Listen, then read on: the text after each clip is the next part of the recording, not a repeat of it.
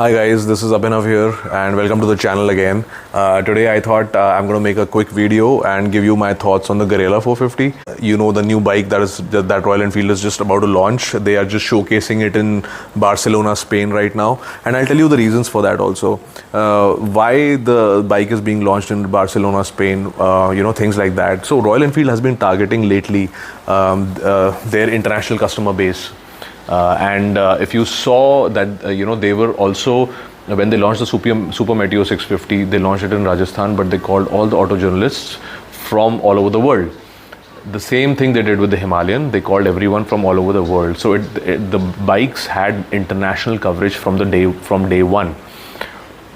Same thing for the Guerrilla 450. Now, Guerrilla 450 is also a bike which is sort of built on the Himalayan platform.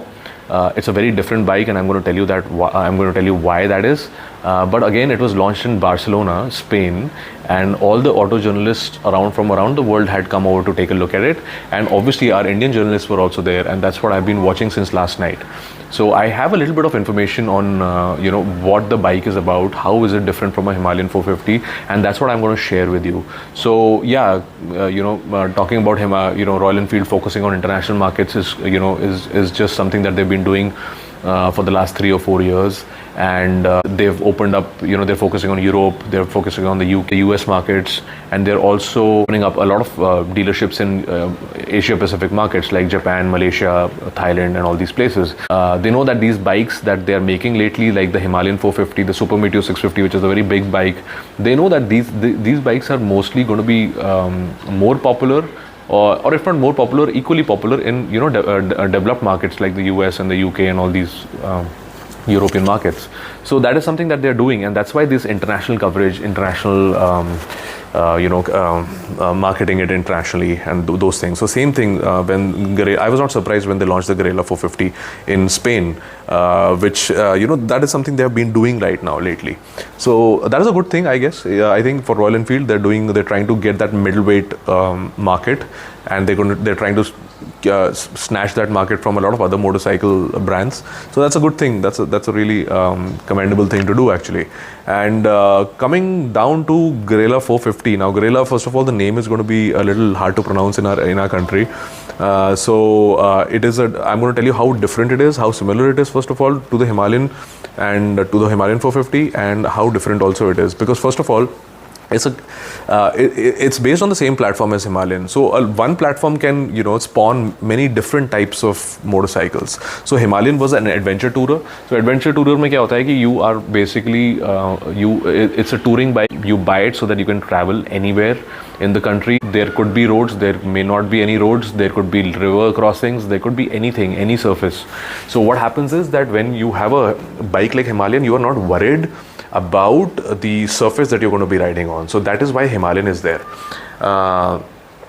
Guerrilla, on the other hand, is not a Himalayan at all. Actually, it's based on the same platform, but it has got a lot of differences, and that make it a roadster. Now, roadster is a bike which is focused on the road, to ride on the road and not on bad surfaces. So it starts with having a lower ground clearance. So when it sits lower, it handles better.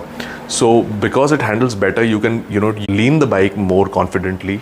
It'll be more enjoyable on the curves. So when you're going on hills and when you're going on streets that are turning, you can enjoy the bike that way. The ground clearance, like I said, is low. The tires are different. Now in this, it has 17-inch tires compared to 21-inch tire that Himalayan had in front. So that is different. That this also makes it a roadster. The handlebar is different.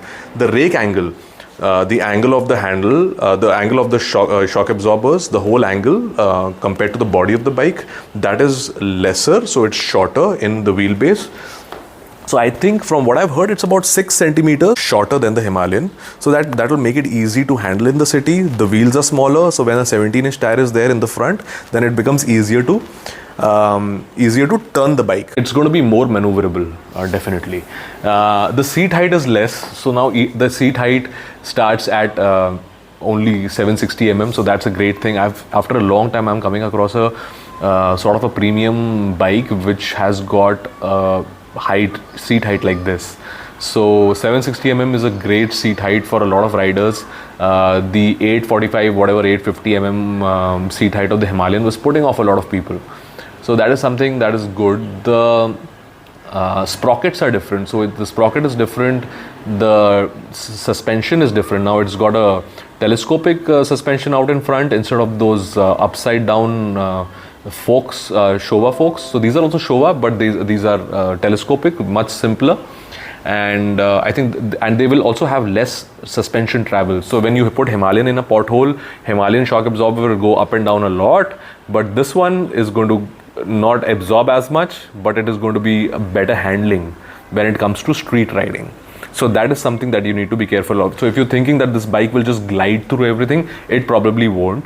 Not like, and even if it does, it's not going to do it as good as a Himalayan 450 does. So keep that in mind. What else? The sprocket is different. The suspension, the rear suspension, one fork that is there at the back. Now that angle is different. So it's slightly more tuned to this new kind of a bike, which is because it's a roadster. So that is how it is. And of course, the wheel sizes are different. They are more focused for for the road than the off-road situations. And it's got a lot of accessories now. What Royal Enfield is doing is they took this cue from Triumph playbook. And Triumph, I remember when I bought my Triumph, they had so many accessories. They had different seats, different handlebars, different rear view mirrors, different boxes, luggage racks and all that. So the same thing is what the Royal Enfield folks are also doing, which is a great thing. I love that they're doing this, and they're doing it, they're giving good quality parts also. So it's got 2 extra seats now, 2 more seats you can have. One seat is the comfort of the touring seat, so it's more focused on long hours of sitting on the bike, which I really can't wait to sit on and try myself. And there's a high seat also, so if you're taller and if you don't want that ground clearance, if you don't want that seat height, if you're not worried about that seat height situation, then you can have a higher seat as well. So they have given those options. They've given luggage options, the rear view mirrors, and a lot of things. There are 3 variants of this bike. The base variant does not come with that electronic console, the digital console that we saw in the Himalayan, but the next 2 variants come with that console. I have mixed feelings about that console because I believe it's very buggy, and a lot of people I know do not even use it because the phone doesn't get paired with it. And even if it does, then the navigation, whenever you're using the navigation, you have to put the screen on, the phone heats up, the battery goes down. So it's not the best. That's what I've heard. I don't have it, so I'm not sure. I could be wrong.